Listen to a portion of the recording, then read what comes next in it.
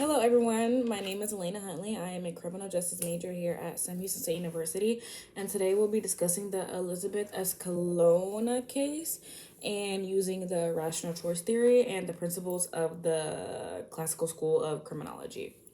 My thesis is that while rational choice theory and the principles of the classical school, all that stuff, it basically revolves around calculated behavior. Escalona's actions seem largely like impulsive and situational. So basically, it's suggesting that there's limited irrationality. So I'll basically just be going over the 99-year sentence and the classical principles of justice. Excuse me. Okay, so with that being said, the rational choice theory basically means that whatever you're choosing to do with crime, you're thinking it out, and it's intentional and calculated. So it offers the weight of the costs and the benefits of their actions, and really just looking forward to maximize the personal gain or satisfaction while they get less of a punishment or a risk,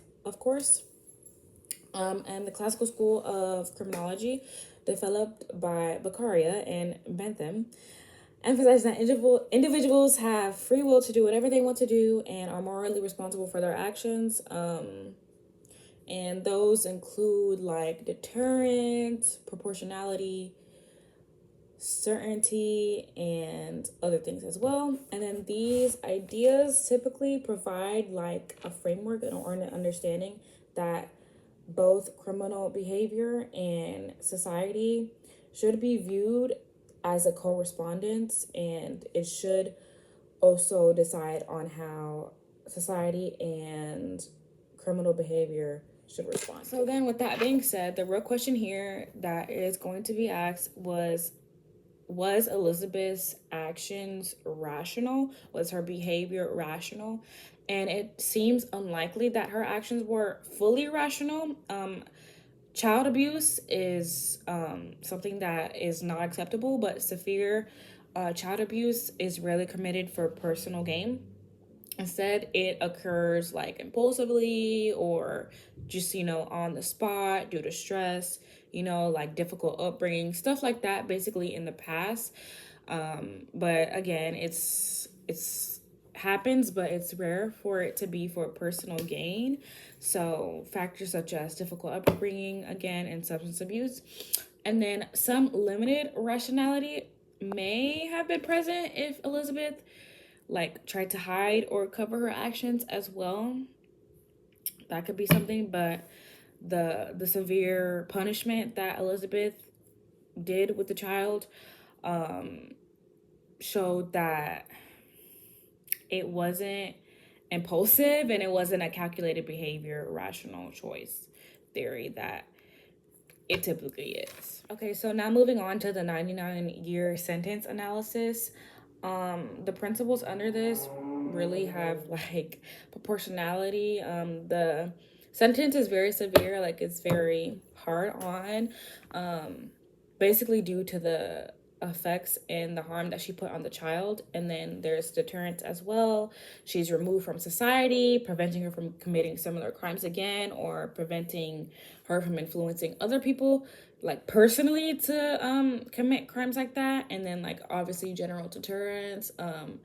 It sends a message that, well, to society, of course, that child abuse is not okay, and if you commit her same crime, you will likely have her same fate as well.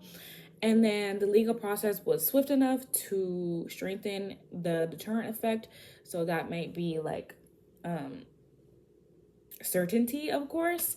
And then some people might say like 99 years is excessive, but it obviously, like, the classical principles support the punishment proportional to the crime, but the intent is to really balance out the justice and the more responsibility and deterrence, because obviously the child did not deserve what happened to them. But then again, we're not just gonna let Elizabeth off with a slap on the wrist. She has to serve her time, and she has to do what she needs to do. So with that being said, Elizabeth Escalona's actions seem really impulsive and situational, and the classical principles really justify her sentence because of the harm that was caused to this child. The case really illustrates the importance of understanding that the nature of criminal behavior and then the role within that criminal punishment is in deterrence and justice. So that is my take on the classical principles and the case with Elizabeth Escalona. Thank you.